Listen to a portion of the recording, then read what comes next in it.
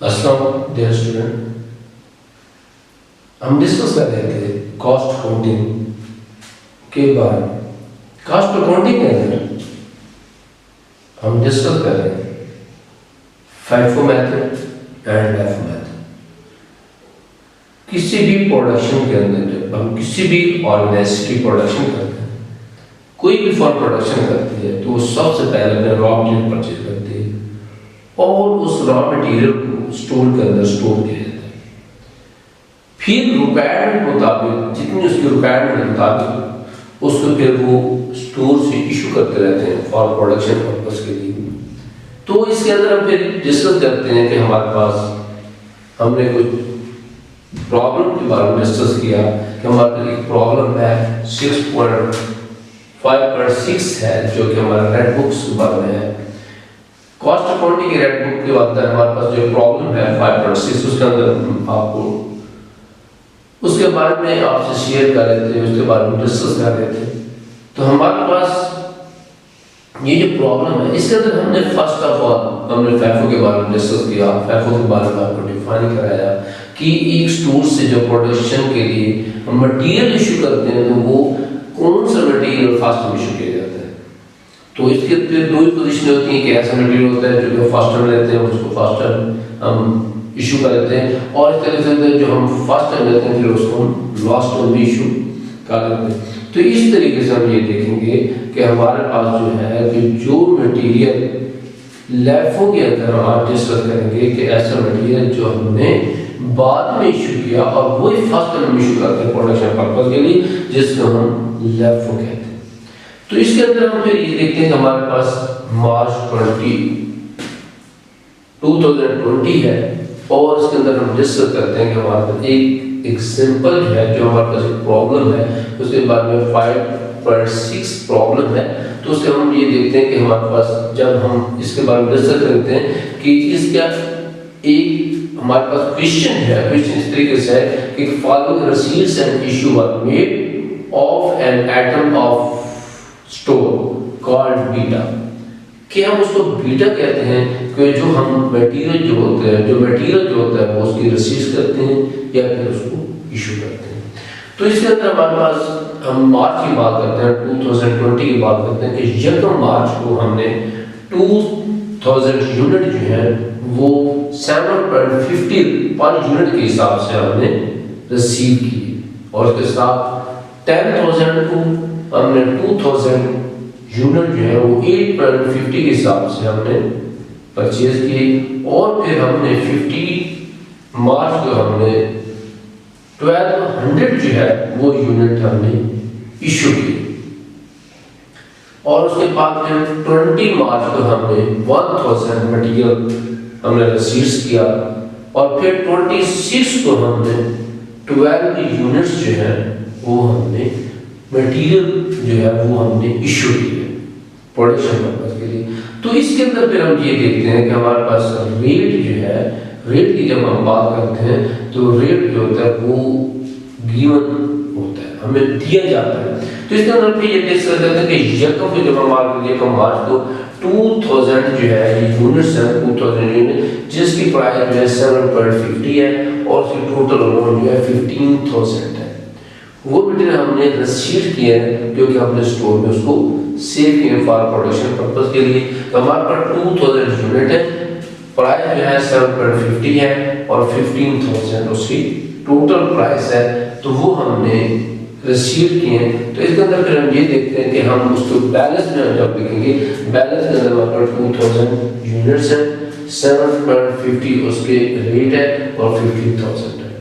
और उसके बाद 10,000 को फिर हमने 2000 और जो है यूनिट जो है वो रिसीव किए हैं, लेकिन उसकी प्राइस जो है वो पहले वाले से डिफर है, वो मुख्तलिफ है। इस तरीके से 10,000 को 2000 यूनिट जो है परचेज किए और उसकी प्राइस जो है 8.50 है, और हमारे पास टोटल उसकी जो कॉस्ट है वो 17,000 है। तो फिर हम इसको बैलेंस में लेकर जाते हैं कि पहले हमारे पास 2000 था यूनिट, और उसके बाद हमने 2000 अब हमने 8.50 के हिसाब से 8.50 के हिसाब से हमने रिसीव किया। तो हमारे पास ये 15,000 पहले वाली कॉस्ट है और बाद वाले की 17,000 है। और उसके बाद हमने 15 डेट को 15 मार्च को हमने अगर 1200 यूनिट जो है वो हमने इशू किए, 1200 यूनिट हमने इशू किए, जिसकी कॉस्ट जो है 8.50, क्योंकि ये लेवल मेथड है कि लास्ट एंड फर्स्ट हो कि हमने जो लास्ट में हमने परचेज किए हैं, हमने इशू जो प्रोडक्शन के लिए वो फर्स्ट में वही कर दिया जो हमने आखिर में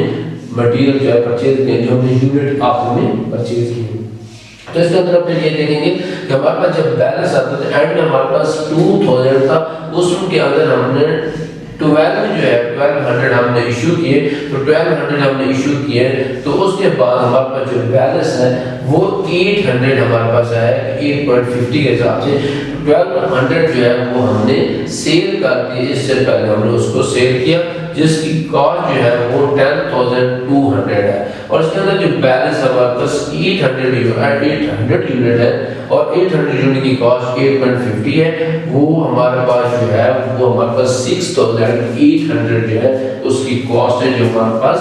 बाकी 800 यूनिट्स है। और उसके बाद बैलेंस में 2000 यूनिट जो है 7.50 के हिसाब से, जिसकी कॉस्ट 15,000 है।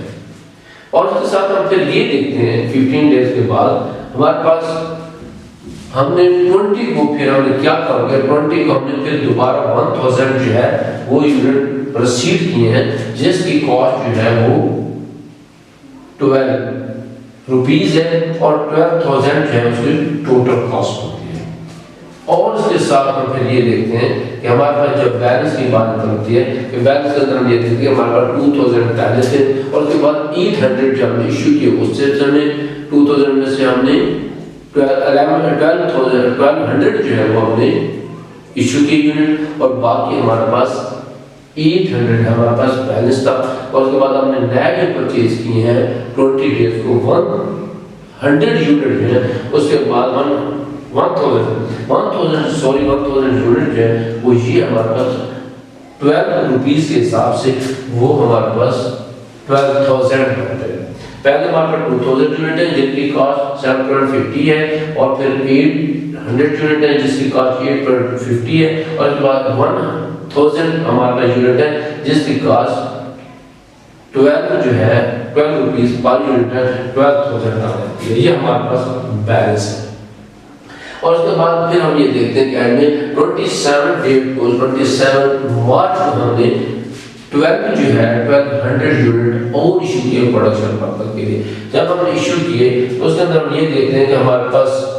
पर 1000 जो है हमारे पास वो यूनिट थे जो हमारे पास ये थे, हमने ये इशू कर दिए, और उसके बाद 200 जो है वो 8.50 के हिसाब से हमने इशू किए, क्योंकि पहले 12 रुपीस के हिसाब से इशू किए, और उसके बाद 800 में से जो 800 है उसमें से हमने 200 जो है जिसकी कॉस्ट 8.50 है हमने वो इशू की, और इससे हमारे पास 600 बाकी हमारे पास यूनिट आ जाते हैं। तो ये हमारे पास जब हम उसका बैलेंस कैलकुलेट करते हैं स्टूडेंट, उसके अंदर हम ये देखेंगे 800 में से 200 हमने इशू कर दिए, और लास्ट टाइम जो हमने रिसीव किए थे 1000 वो हमने इशू कर दिए, और इस तरीके से 600 हमारे पास 8.5 के हिसाब से बाकी हैं, और 2000 जो फर्स्ट टाइम जो है हमने परचेज किए थे वो 7.50 के हिसाब से 15,000 की कॉस्ट ये है। 5,100 है हमारे पास 6 यूनिट की कॉस्ट है 8.50 के हिसाब से, और उसके बाद 2000 ऐसे यूनिट जिनकी कॉस्ट 7.50 है, और उसके अंदर हम ये देखेंगे कि 15,000 उसकी कॉस्ट बनती है। और इस तरीके से हम इसकी रिक्वायरमेंट जब देखते हैं, रिक्वायरमेंट है कि इशू मेड ऑन मार्च 15 कि वो कितनी कॉस्ट है जो हमने 15 मार्च को हमने इशू किया, रॉ मटेरियल इशू किया 15 को हमने रॉ इशू किया, जिसकी कॉस्ट है 10,200 है। ये देखें कि value of issue made on March 15, उसके अंदर हम कॉस्ट है 10,200।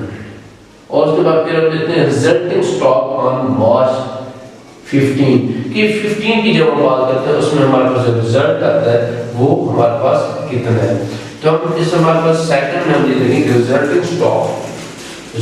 स्टॉक मार्च को 15 मार्च को हमारे पास कितना स्टॉक है, हमारे पास मार्च 15 स्टॉक हमारे पास मार्च है 6,800 6, और हमारे पास 15 ये हमारे पास है 16,800 और 15,000 जो है वो हमारे पास स्टॉक है 15 मार्च को। ये हमारे पास स्टॉक है जो हमने आपको क्लियर किया कि 6,800 प्लस 15,000, इसके अंदर 21,800 जो है हमारे पास ये जो है ये वैल्यू कॉस्ट, ये वैल्यू स्टॉक है जो हमारे स्टॉक रिजल्ट स्टॉक है 15 को, उसकी वैल्यू टोटल वैल्यू 21,800 है। और उसके बाद हमारे पास थर्ड रिक्वायरमेंट है कि इशू मेड ऑन मार्च, कि ऑन मार्च हमने 27 को जो इशू किया उसकी वैल्यू कितनी है, उसकी वैल्यू जो हमने इशू किया 27 उसमें हमारे पास 12,000 है और 1,700 है। ये हमारे पास है 12,000 और 1,700, उसकी टोटल वैल्यू जो है 13,700 जो उसकी वैल्यू है कि इशू मेड ऑन मार्च 27। और उसके बाद हम ये देखते हैं कि हमारे पास जो एंडिंग स्टॉक वैल्यू है 31st को स्टॉक वैल्यू रिजल्ट की वो कितनी वैल्यू है। जब हम एंडिंग वैल्यू को देखते हैं कि हमारे पास रिजल्ट स्टॉक ऑन मार्च 31 मार्च, उसके अंदर जब वैल्यू देखते हैं हमारे पास 5,100 है और उसके बाद 15,000 है जो कि हमारे पास 20,100 जो है उसकी वैल्यू है मार्च 31 को, तो उसकी टोटल वैल्यू 20,100 है। दोस्तों ये हमारा टॉपिक था जो हमने आपको एक रेड बुक की कॉस्ट अकाउंटिंग की रेड बुक है हमारे पास, उसके अंदर हमने 5.6 जो प्रॉब्लम वो हमने आपको हल करके दिखाई है, क्योंकि फैफो के अंदर हम किस तरीके से रिजल्ट कैलकुलेट। दोस्तों ये हमारा था स्टोर लेजर अकाउंट जिसके अंदर हमने फैफो के बारे में आपसे डिस्कस की। डियर स्टूडेंट मुझे उम्मीद है कि आपको इस लेक्चर के बारे में समझ आ गई, क्योंकि हम कोशिश करते हैं, मैं नहीं हर प्रोफेसर और हर टीचर जो है वो ट्राई करता है कोशिश करते हैं पूरी के इस मेथड एक ऐसा मेथड यूज करो जिसके अंदर स्टूडेंट को कंसेप्ट क्लियर हो जाए। तो इस तरीके से हमारी ये कोशिश होती है कि हम जो है इस तरीके से पढ़ाते हैं ताकि स्टूडेंट जो है सही तरीके से कंसेप्ट को क्लियर कर सके और उससे मुकम्मल कंसेप्ट क्लियर हो जाए। तो दोस्तों इसके साथ हमारा एक चैनल जो है वो ब्राइट एजुकेशन है और ब्राइट एजुकेशन के अंदर हम बेसिक अकाउंटिंग के बारे में आपको लेक्चर देते हैं और उसके साथ ही हमारा बीकॉम पार्ट साइकिल के जो कॉस्ट अकाउंटिंग सब्जेक्ट है उसके बारे में हम बेसिक कंसेप्ट के बारे में आपको लेक्चर देते हैं। तो इस तरीके से आप कोशिश किया करें कि हमारे चैनल को लाजमी विजिट किया करें और उसको लाइक किया करें और सब्सक्राइब किया करें। तो डियर स्टूडेंट हम कोशिश तो हमारी है कि हम तरतीब से स्टूडेंट को इस तरीके से चैप्टर वाइज पढ़ें ताकि उसके मुकम्मल कंसेप्ट क्लियर हो जाए और आने वाले क्लासेस में किसी के कोई प्रॉब्लम क्रिएट न हो। तो जैसे सब के लिए मैं आपसे इजाज़त चाहता हूँ। अल्लाह हाफिज़।